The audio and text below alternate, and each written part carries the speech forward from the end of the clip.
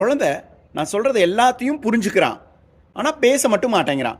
இதை கொண்டு போய் வை, அதை கொண்டு போய் வை, எல்லாத்தையும் பண்ணுறான்.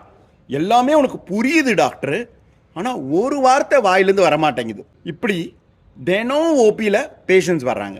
இதை தான் எக்ஸ்பிரசிவ் லாங்குவேஜ் டிலே அப்படின்னு சொல்கிறோம். இதுக்கு மெயின் காரணம் செல்ஃபோன் பார்த்து பார்த்து பழகிறது, மற்ற குழந்தைகளோட விளையாடாமல் இருக்கிறது, டாய்ஸ் வச்சு விளையாடுறது. இது மட்டும் இல்லாமல் நம்ம பேரண்ட்டாக இன்ட்ராக்ட் பண்ணாமல் இருக்கிறது முக்கிய காரணம்.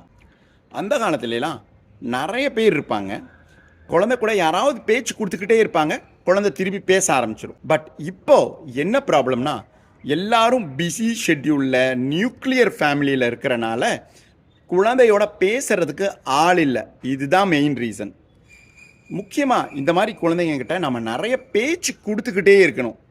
அவங்க செய்கையில் ஏதாவது கேட்டோம்னா அதுக்கு பதில் சொல்லாமல் அவங்கள பேசுறதுக்கு அட்டம் பண்ணுறதுக்கு ட்ரை பண்ணணும். குழந்தை தண்ணி பாட்டிலில் காமிச்சோம்னா புரியாத மாதிரி, என்ன கேட்குற நீ, தண்ணியா அப்படிங்கிற மாதிரி கேட்கணும்.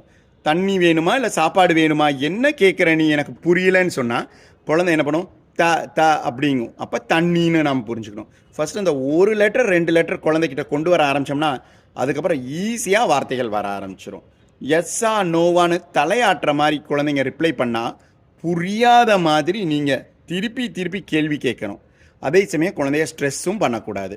ஒரு பேலன்ஸ்டாக குழந்தை கூட ஸ்டிமுலேட் பண்ணிக்கிட்டே இருந்தீங்கன்னா குழந்தை ஈஸியாக பேசும், நல்லா பேசும்.